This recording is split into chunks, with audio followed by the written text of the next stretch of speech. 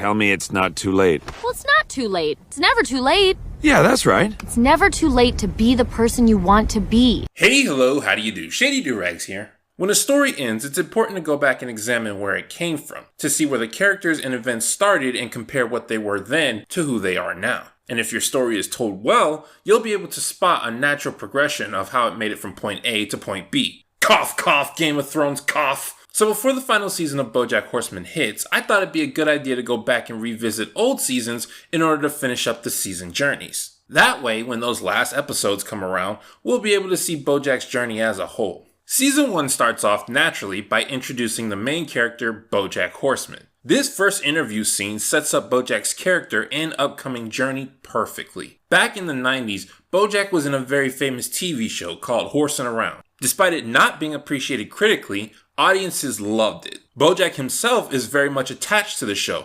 defending it from criticism it often gets. I think the show's actually pretty solid for what it is. That's not Ibsen, sure. But look, for a lot of people, life is just one long hard kick in the urethra. And sometimes, when you get home from a long day of getting kicked in the urethra, you just want to watch a show about good, likable people who love each other. However, the scene ends with the interviewer asking Bojack a question that's going to haunt him throughout the season, as well as a good portion of seasons to come. Oh, well, let's talk about real life. What have you been doing since the show's cancellation 18 years ago? That's a great question, Charlie.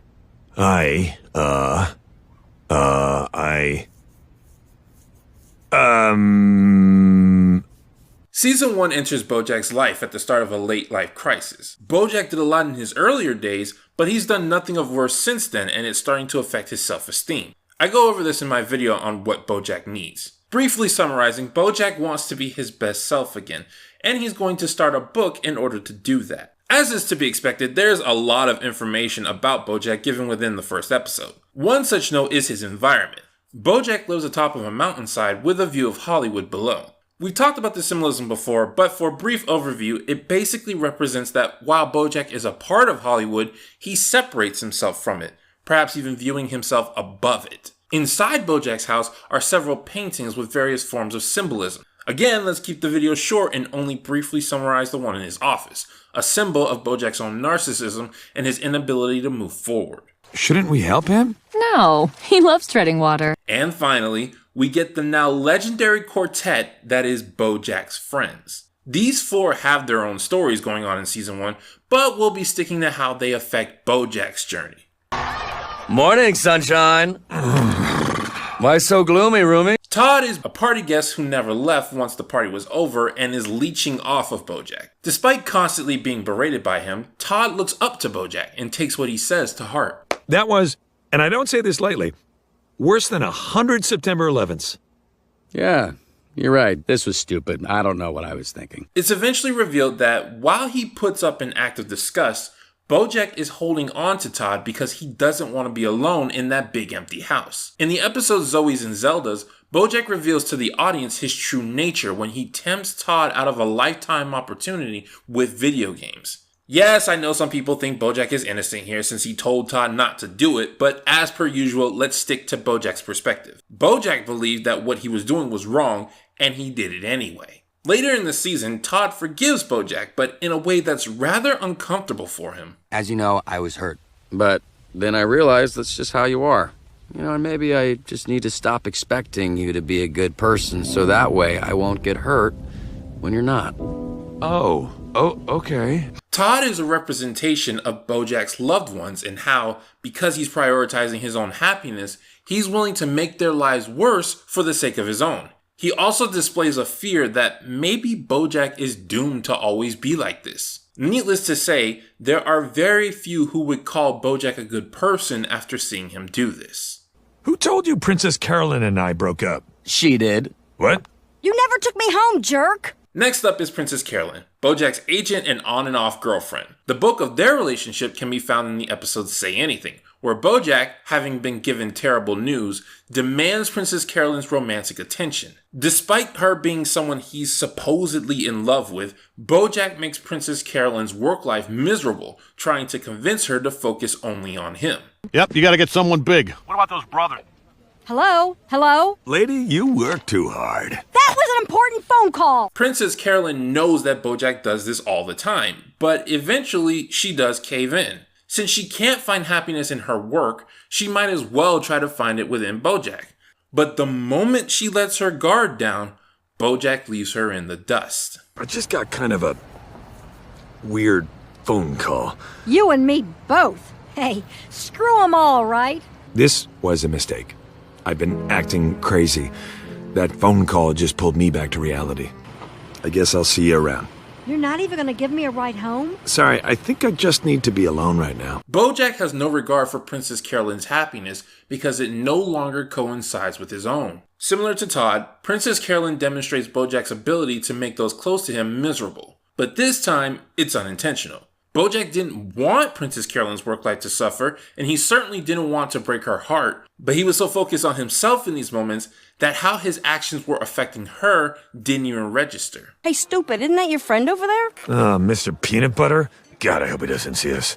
Is that Bojack, Horseman? Oh, geez, here we go. Mr. Peanutbutter is Bojack's foil, and rival, so to speak. Back in the 90s, he was also in a famous TV show, Mr. Peanutbutter's House. While it is an ongoing joke that Mr. Peanutbutter's House is an obvious ripoff of Horseman Around, it's also important to Bojack and Mr. Peanutbutter's symbolic relationship. Mr. Peanutbutter managed to duplicate Bojack's success in every way, and yet there's a clear difference on his view on life. Mr. Peanutbutter is actually happy.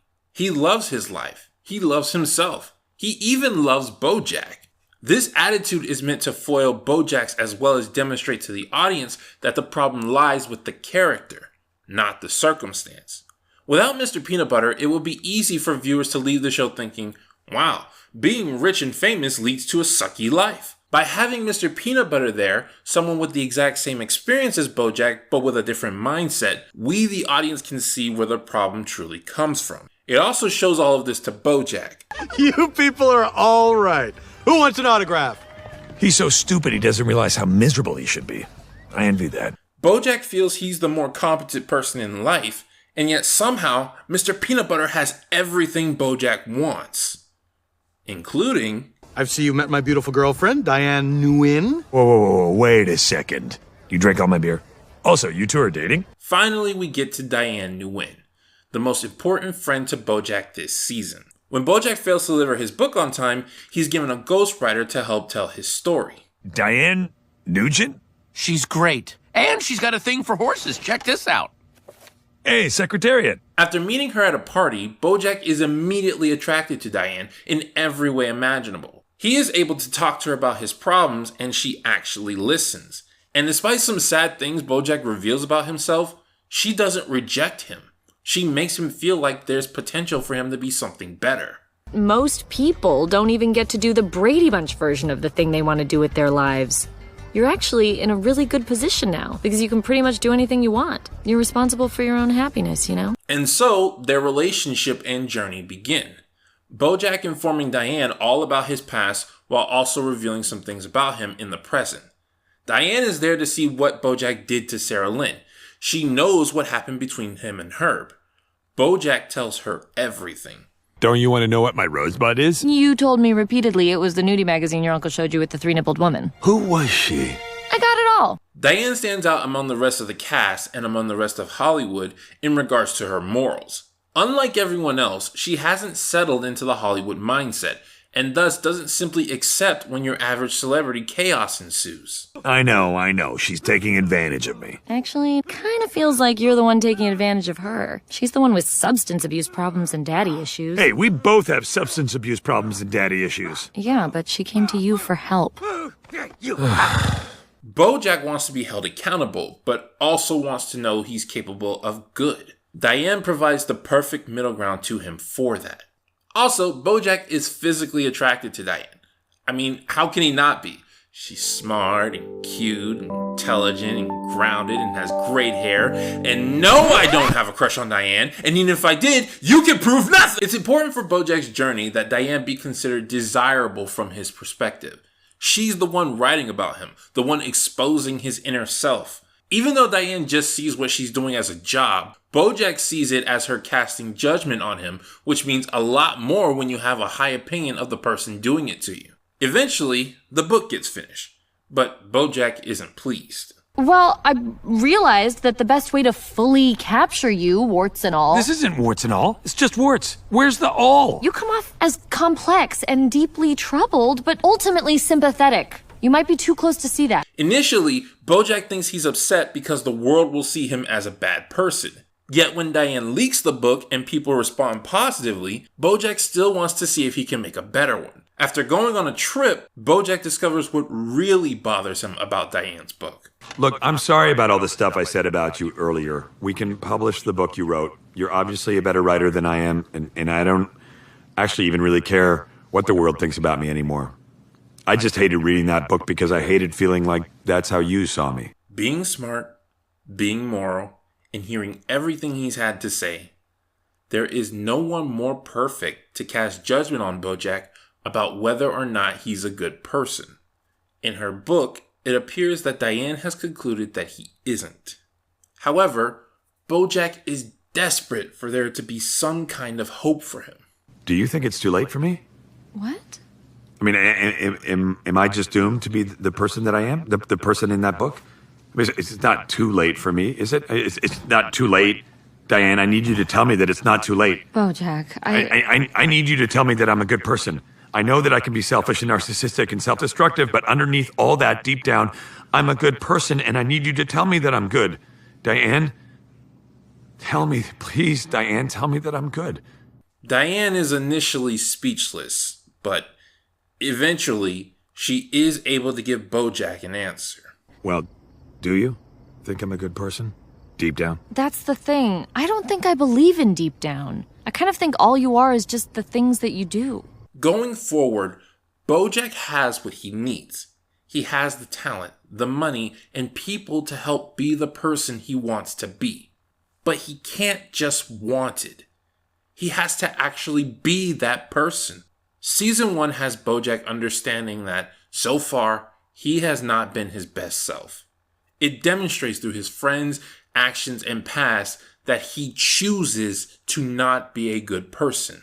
Going the rest of his life simply wanting to be better will make Bojack lead this world worse than when he found it. If he wants to be a good person, he needs to start working towards it. And if he can commit to that, maybe, just maybe, he can also be happy. This has been Shady Doorags. So long, farewell, auf Wiedersehen. Goodbye. You know what your problem is? You want to think of yourself as the good guy. Well, I know you better than anyone, and I can tell you that you're not. In fact, you'd probably sleep a lot better at night if you just admitted to yourself that you're a selfish coward who takes whatever he wants. That's you. That's Bojack Horseman.